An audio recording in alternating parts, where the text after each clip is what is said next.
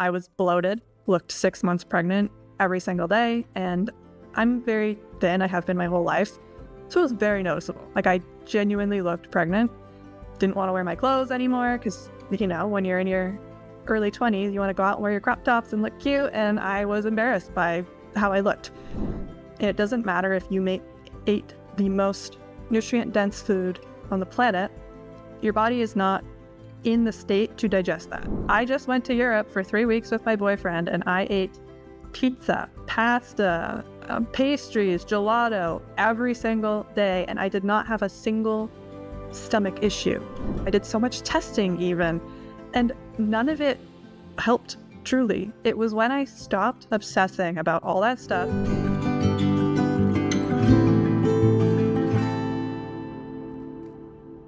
Hi, my name is Thrishi. Thank you so much for your precious time in watching this amazing conversation. I wanted to tell you real quick why I started this thing called the BioBelly Show. My best friend Ankit was diagnosed with ulcerative colitis around the peak of the pandemic.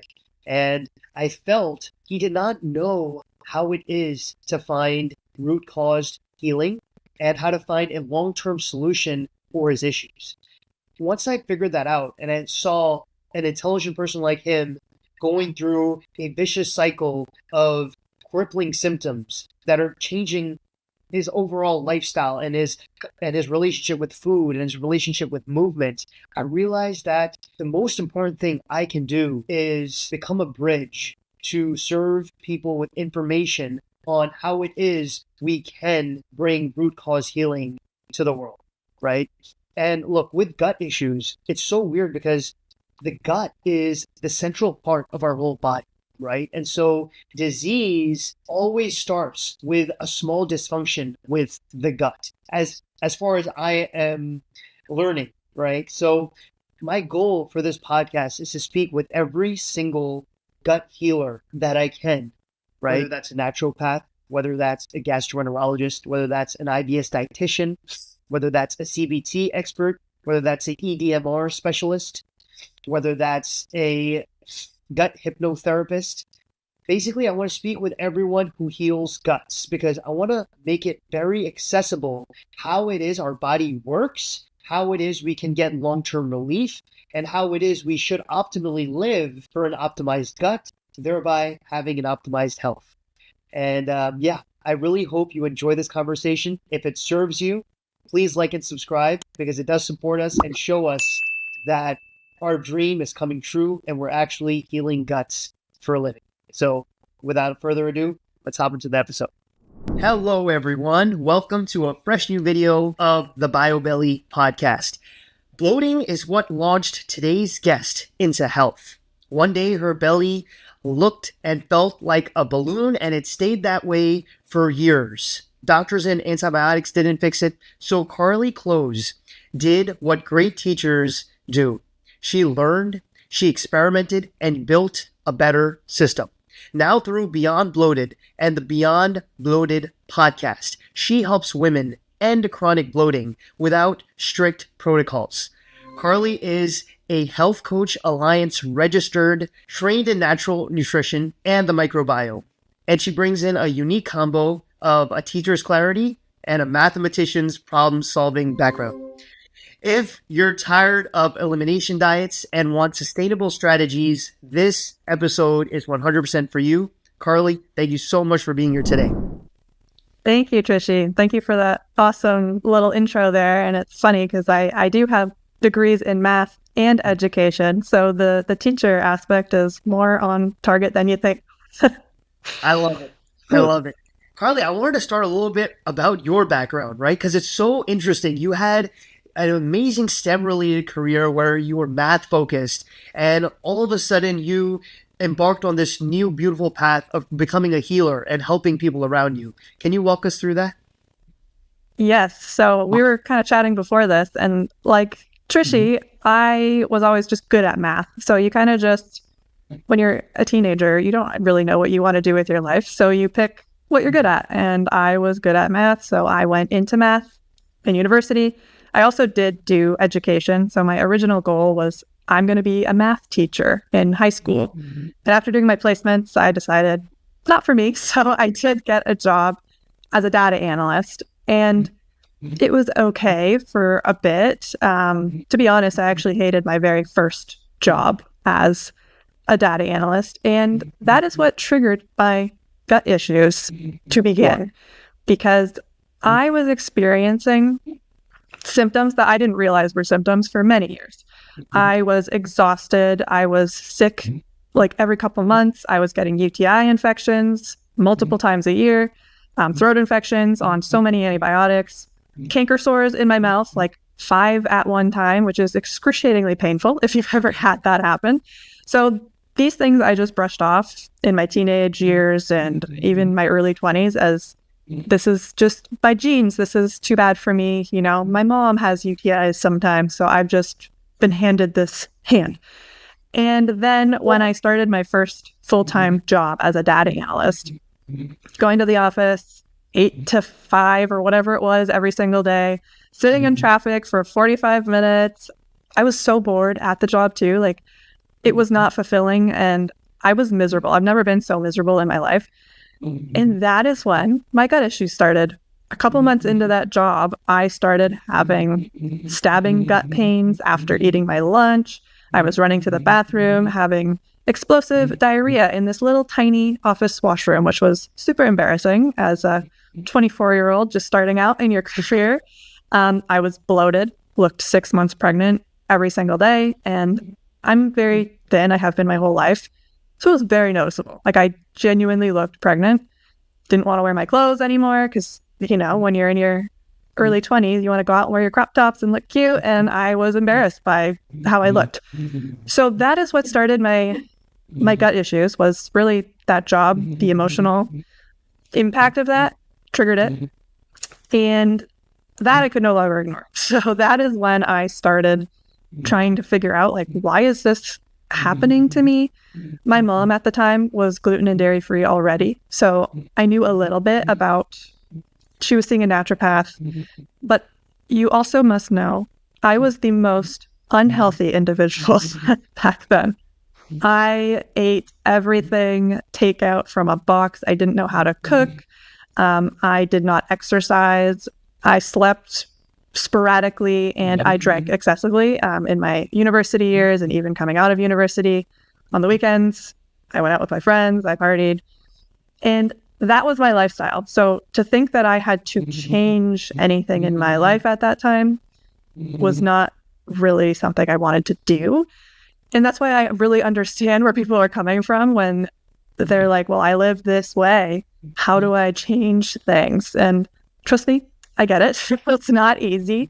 But at the end of the day, I didn't want to deal with that pain. I didn't want to look pregnant anymore. And I wanted to be able to eat food without fear.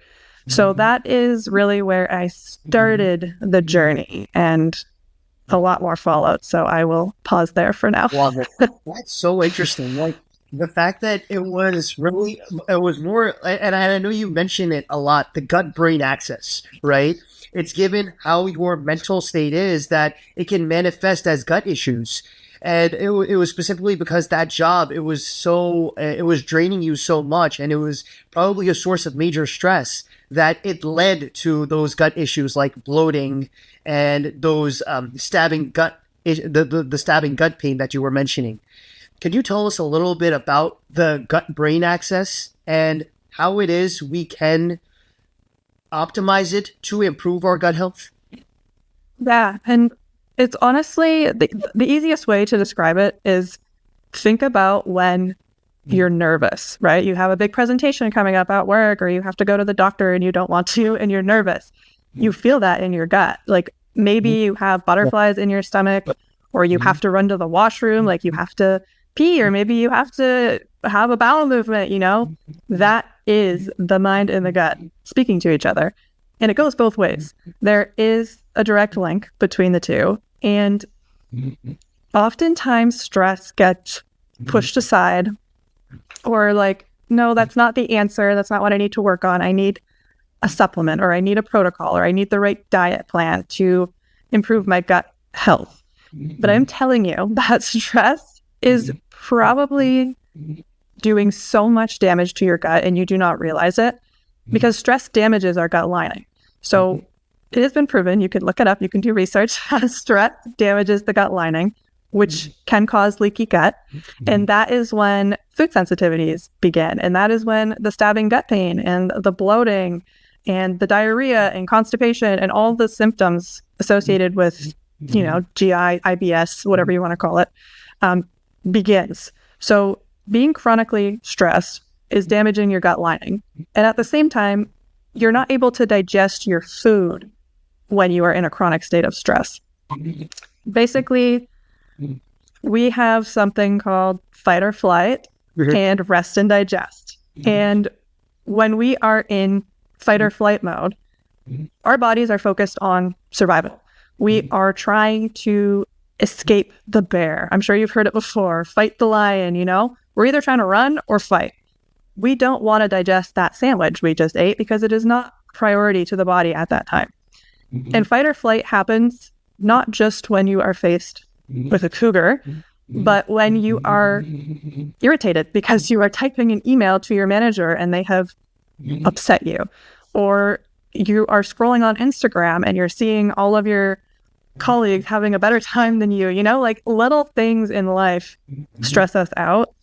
And if you are doing those things while you are eating, so if you're working through your lunch and shoving food into your mouth as you are typing that email, your body is stressed, you are in fight or flight. And it doesn't matter if you ate the most nutrient-dense food on the planet, your body is not in the state to digest that. So you will not produce stomach acid or digestive enzymes or any of the gastric juices required to break that meal down and digest it. So a lot of times people will be like, okay, I ate this meal 3 times this week and 1 time it caused me upset. Wow. Why could I eat it the other 2 times? And then they're trying to blame the food. Like, what was the food? It wasn't the food. How did you eat that meal? Were you distracted? Were you irritated? Were you just working and then immediately started eating afterwards without taking some time to deep breathe, go outside and have your lunch instead of eating it at your desk? So a lot of times it's the environment and not the food. Wow. So it's not it's sometimes not what you eat, but it's how you eat it. That's the key right there. Wow. That's actually so interesting, because there are times where even my mom, sometimes she'll have a bad reaction with a certain food at home, and she's a lawyer, right? So she's already in like a hustle and bustle lifestyle. And that's why, something might hurt her, or it might just cause a lot of bloating. But when we went to Switzerland, right, and we had the same types of foods, or even if we'd had more unhealthy food, apparently it didn't affect her as much because she was relaxed. She was in her state of Zen. So yeah, that really makes sense. And that's really fascinating, because it's like, I always thought when I ventured out into gut health that it's going to be kind of like math, right? There's an X and Y, there's an input and output. If you have certain input, you will expect to have a certain output, a certain result in your health. But it technically is through the mental aspect. Like, there's an input through your mind, like your mental input, but the only input that I was accounting for was the food you eat, right? And so yeah. My question, Karlee, is there a time where, in addition to the mental inputs, like of your lifestyle, of your stress, of the hustle and bustle that you might be eating your food in, are there some times where genuinely it's food that is causing those gut issues? It's a good question. And I'm going to kind of break it down in a maybe different kind of way. So the way I look at it is, if healthy whole foods are causing you a reaction, unless it is a legitimate allergy, like a food allergy that you have been tested for and you need like an EpiPen for kind of situation, that is a gut dysfunction. You should not be reacting to foods like fruits and vegetables and whole grains if your gut is healthy, especially if it just kind of came out of nowhere. Like for me, I could eat whatever I wanted, or so I thought. And then one day I just couldn't eat anything. That was my gut dysfunctioning. Whoops, I should have knocked my teeth. At the other side of things, if you are eating ultra processed foods, lots of takeout, I don't really like to consider them as food, in my opinion. Like, and this is from someone who used to eat that day in, day out. I was not giving myself nutrients. A lot of the foods in our grocery store are packed full of sugars and other inflammatory ingredients. They're not nutritious.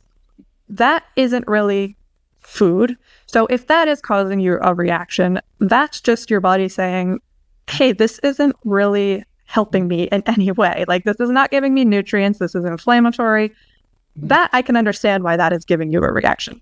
But if I have clients come to me and they're like, I can't eat any fruit or any vegetable. I can't eat any grains because I get bloated and gassy and I have pain.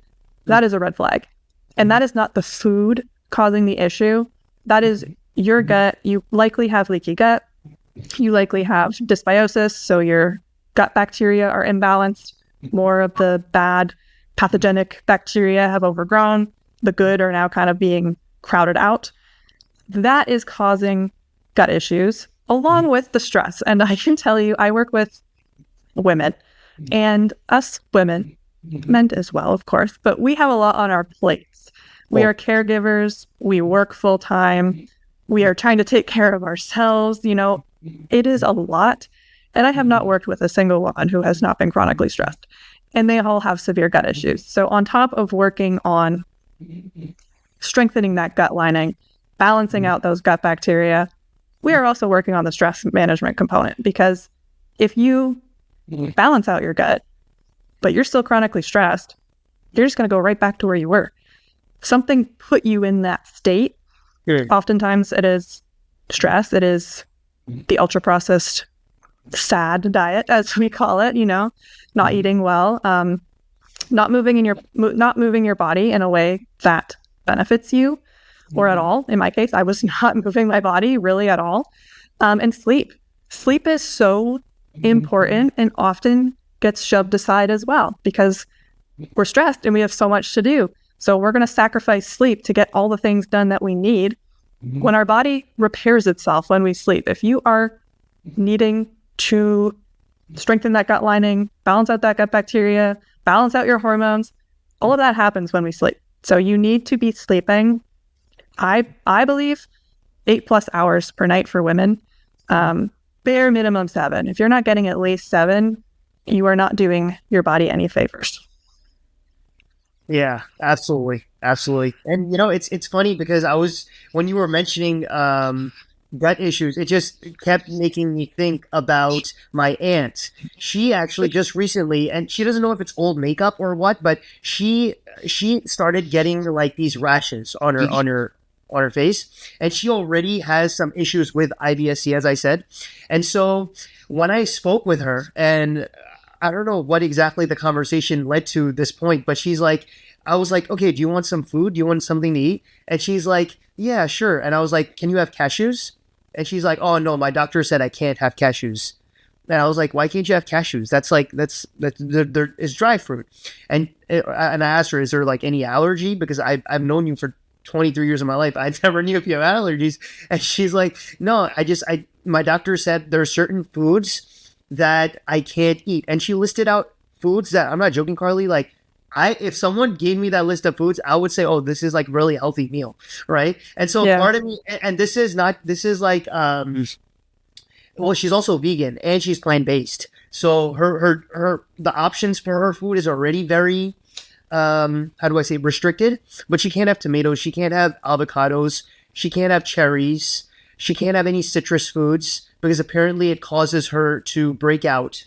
So for someone like that, Karlee, we understand that if you can't have healthy food, there's a problem with your gut. How do we figure out that root cause, and how do we start taking those steps towards healing so we can start having those foods and have more freedom with what we can eat and how we enjoy life? Yeah, I feel for your aunt. Honestly, I was that person when I first started my journey. I went to see a naturopath and got a food sensitivity test done, and it lit up. And my naturopath said to me, this is the worst one I have ever seen.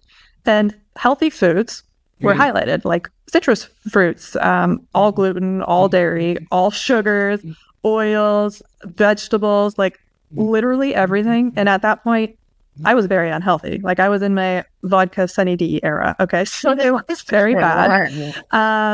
And she said, okay, stop eating all of this. And I had a mental breakdown because I didn't know how to cook. I didn't know how to eat any other way.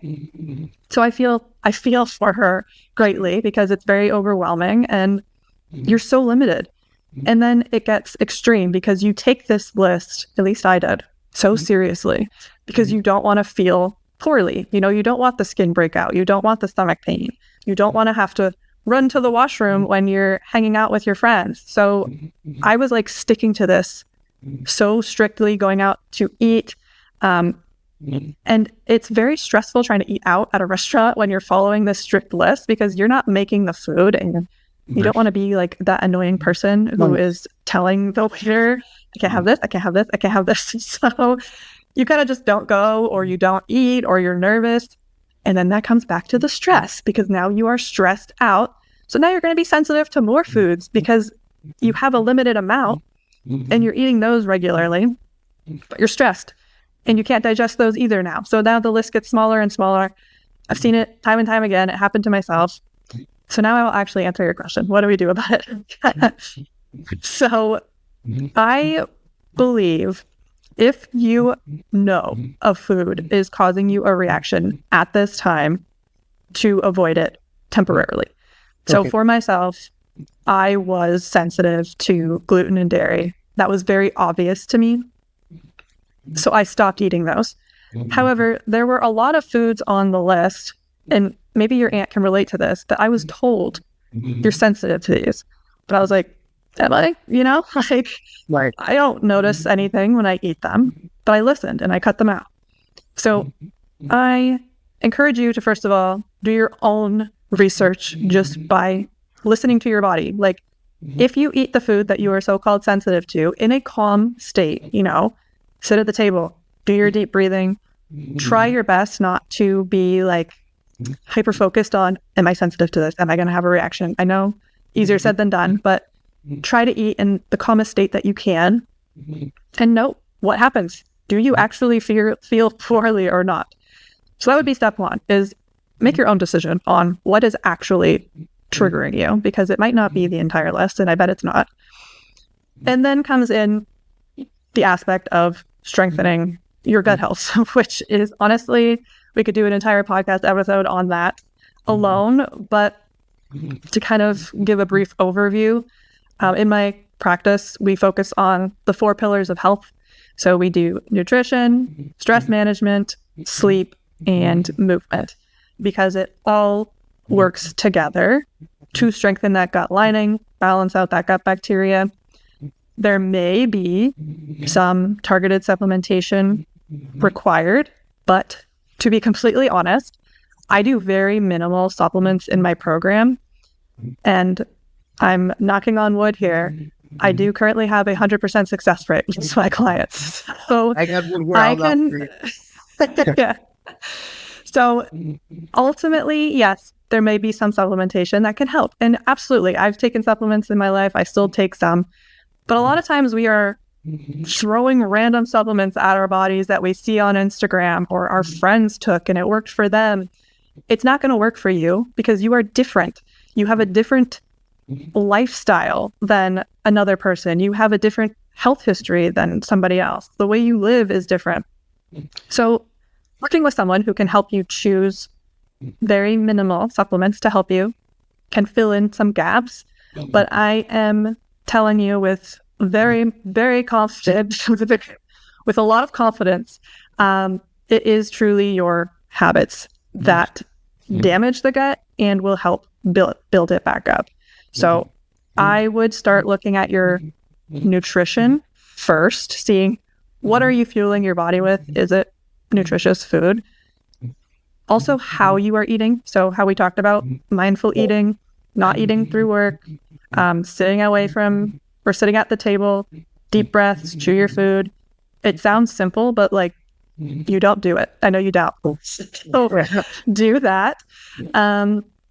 And then also meal timing is a massive one that I work with my clients on, because a lot of women, especially I have found, skip breakfast. They think fasting through breakfast is helping them with weight and hormones and gut health. It is doing the complete opposite. I'm a big believer in eating breakfast within 1 to 2 hours of waking, and a nice, big, balanced breakfast. I'm not talking about a piece of toast. I'm talking balanced. You have all the, macros on that plate, and that is the meal carrying you through the day. That is setting the tone for the day. So breakfast truly is one of the most important meals that you should be eating. And then having lunch, not working through it, not skipping it, not pushing it out 3 hours, having lunch around the same time every single day, having dinner, same thing, around the same time every single day. About 2 to 3 hours before bed is when you can kind of stop eating for the day, unless you need a snack before bed, because truthfully, I have found some people do. And that doesn't mean you have a big, forced meal of the day before bed, but maybe a hard-boiled egg or some nut butter on a rice cake to help you go through the night, because you should not be going to bed hungry. But yeah, those are massive ones. Balanced meals, meal timing, eating mindfully, making sure the food you are eating is nutritious. And then there's the stress management, the sleep, and the movement aspect. So there is a lot that you can do, and it's individual. Like, the reason why I work with clients one-on-one is to see what they're currently eating, what their habits are like right now, what is their lifestyle, so we can work together to put a plan in place to help them feel better. So I can't give general advice, but those are kind of the areas we're looking at. Love it. And it's interesting. I was looking at one podcast conversation you were having with a very knowledgeable guest, and she was explaining how for women, they because there is like menstruation, there's like every month there is like that feedback, feedback that our body's giving us on how our gut's performing, how we are consistent in those pillars that you said: sleep, diet, movement, right? And I thought that's really cool. One thing is, I also train my mom. When she comes from work, we have a nice 30 to 45 minute session where I will do like a bodyweight circuit. We just got her like 12-pound dumbbells. She's graduated to 15-pound dumbbells, so she's getting stronger.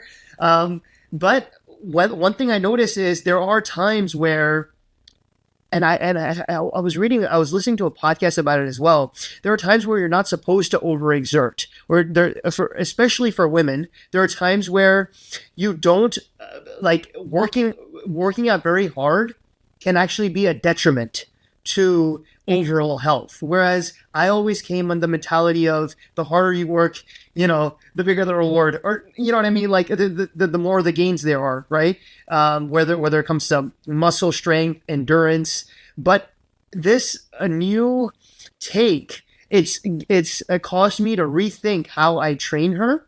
Because I'm trying to, of course, the goal is to optimize her health, right? And make sure she lives to 120, she's happy, healthy, sprinting till her last day. But I'm trying to understand how it is you do program that movement so that not only are they getting healthier physically, but also we're ensuring that they are moving the needle in terms of longevity. Yeah, I love that you're trying to optimize your mom's health, and that you are understanding that, she has the different strength at different times of the month. And I found that even in myself. I go to spin class about once a week, and when I'm getting closer to bleeding, like that week before, spin class is like the hardest thing I've ever done in my entire life. I'm like, am I just weak? Am I dying? Like, why can't I do this? And then the week after I start my period, I'm like invincible. I'm like, I'm so good at this. I'm amazing. I'm incredible. I'm the best spinner in the world. And it's truly, our hormones impact that big time. So to anyone listening who thinks that, and they're like, why am I so good at exercise one week and then the next week it's like the hardest thing I've ever done? It's not your fault. It is your body telling you, take it easy. You don't need to push so hard this week. And that's when I would recommend walking, going for a walk, doing some stretches, maybe some light yoga. That way you're still moving your body, you're still getting outside, you're stretching, you're doing good things for yourself, but you're not pushing it. So yeah, there is a difference between, saying, well, I can't do anything this week because I'm going to get my period. You still should do something productive, but do it in a way that suits you, your hormones, your lifestyle, and all that. Love it. Love it. And just to wrap up, Karlee, I had a final question for you. After you have kind of seen your client spread his or her wings and fly off with a freedom of new food, they have a more resilient gut. What are best practices people should have generally, even with a healthy diet, to make sure they are, in terms of longevity and in terms of health, optimizing their health? Yeah, and honestly, like the part that I love about my program is that we are not doing a protocol for an extended period of time and then you just go back to living your life the way it was. Because the honest truth is the way you were living your life previously is what got you into this mess. So you cannot have the mentality of, I'll just do this program for a few months and then I'll just be better and then I'll go back to how I was. That doesn't work. You will develop all the same symptoms again. And you'll be knocking on my door saying, okay, what the heck? Why am I back here? Right.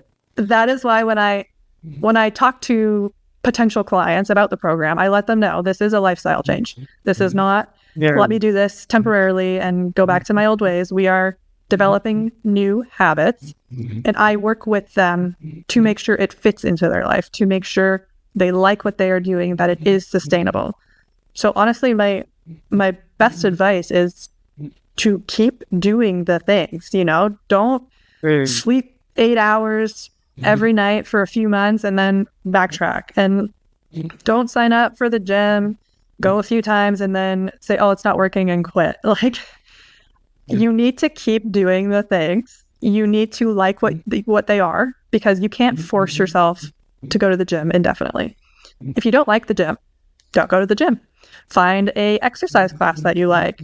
Go for walks and hikes, work out at home.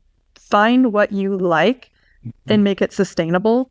Right. Find meals you like, ways to meal prep that is enjoyable, so you're not pushing yourself and forcing yourself to do these things, because it won't last. So do the things, do them continuously, and you will continue to see benefits in your health. Like long term, if you just keep building on these habits, and they don't have to be extreme either. Like I see all these people on Instagram showing their morning routines of their sauna and their red light therapy and their hour-long jog in the morning.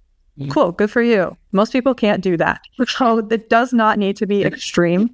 And I do have a list of small habits that I encourage people to add into their lifestyle on my website if anyone wants to grab that. And it's so simple. It's things like eat breakfast within an hour of waking up, have the same bedtime every night, even on weekends. Little things like that add up, and we ignore them because they seem too small. But I promise you, they are going to make the biggest difference in not just your gut health, but like every aspect of your life. They truly work. They worked for me. They work for my clients. They'll work for you too. When it comes to diet, how is it that we should approach optimizing our diet? Is it like you walk through with the client, these are the specific staples you can have in your diet that you enjoy? Or are you solving the problem of, okay, look, there's 3 meals in a day, there might be 2 snacks, let's just figure out all the different combinations and permutations. You're a math major, you know what I'm talking about.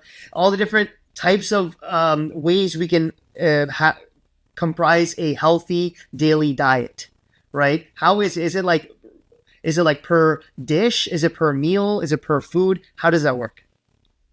Yeah, honestly, what we do is we start out with a 2-week tracking assignment. So I said, don't change anything if you don't want to. Just show me how you are eating daily for 2 weeks. So we have a starting baseline of this is how this person is eating.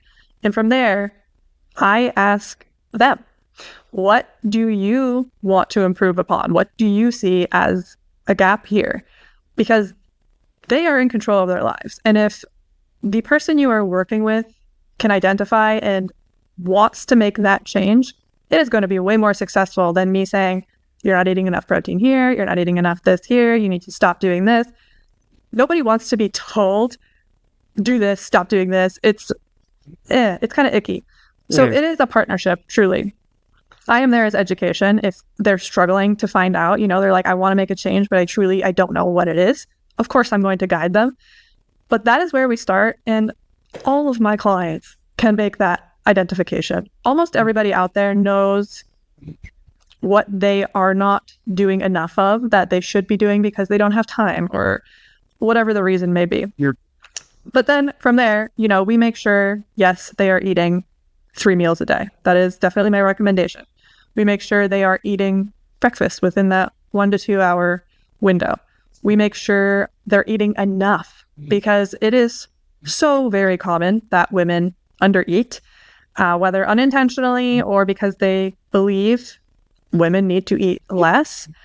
I use myself as an example all the time. I've always been very thin. I eat over 2,000 calories every day. I do not gain weight from it. Calories do not always mean you are going to gain weight, especially when you're eating mostly whole foods. So that is a big barrier that we tackle because, it's not our fault as women. We are pushed to eat less, be skinny. So that's a mindset that we work on changing, making sure they're hitting those protein goals, making sure they have a balanced plate. So making sure you have protein, healthy fats, and complex carbs at every meal with the fiber. If you can add some probiotic rich foods to it, even better. But those are the main components. And then what they choose to eat is truly up to them. Like whatever they like eating is what's going to be most enjoyable. So as long as we're hitting those macros, getting the nutritious foods, we're eating enough, I really don't care what they eat. And we also don't eliminate dessert. It's not like you can never have sugar. You can never have a treat. I love dessert. I eat dessert every single day. It's more about finding the better options, not overdoing it, finding simple swaps for gluten and dairy if they are sensitive, finding better recipes for their favorite dessert that might be hurting them at that time, So we do a lot of swapping so nobody feels like they are missing out. You can still eat all the foods you love. You just need to find the better versions. Love it. Thank you so much for your time today, Karlee. I learned so much about not just I learned that it's really the basics that are the main needle movers, and the fact that we understand them and we're like, yeah, that makes sense. That's why it just goes through one ear and goes out the other. And it's like when we imbibe those basic good principles of eating within 1 hour of waking, sleeping well, prioritizing your meals, not like pushing out lunch or dinner too much, and staying hydrated, staying stress-free. I mentioned I heard you mention mindful breathing, right? And you were mentioning I assume that's to shift from the flight or fight to the rest and digest, as you were saying. That's key. That no one does that, and that's I think that's definitely one of the biggest needle movers we can make to unlock that freedom that we want for eating everything we want, and also just enjoying life. Because I know you also travel a lot and you get to experience all amazing different places. And now that you've kind of probably mastered how to live and mastered following the daily habits that you've set for yourself, it's like you can enjoy those things. Absolutely. Yeah. And I will say, I practice what I preach. I do all of those things. You said nobody does the deep breathing before meals. I do because it works. And I was that person at the start of my journey chasing a perfect diet, chasing the supplement protocol. I spent so much money and time on these things because I thought I need a big thing to fix me. I need the money, this expensive protocol. That's what I need. I did so much testing even, and none of it helped truly. It was when I stopped obsessing about all that stuff, added more food into my diet, ignored the foods list to the point where I was just going on what my body was telling me, not what a piece of paper was telling me. Right. I implemented all the habits we talked about today. And yes, I just went to Europe for 3 weeks with my boyfriend, and I ate pizza, pasta, pastries, gelato every single day, and I did not have a single stomach issue. So you can do it. You can reverse those symptoms and live life without fear and pain and suffering. Love it. Karlee, thank you so much for your time. And I hope I get to speak with you a few months from now, after maybe another 2 or 3 of your Europe trips. And we get to see how many other lives you've not only healed, but saved. So thank you. Thank you so much, Trishi. This has been awesome. And keep doing what you're doing too, because I love it. Love it.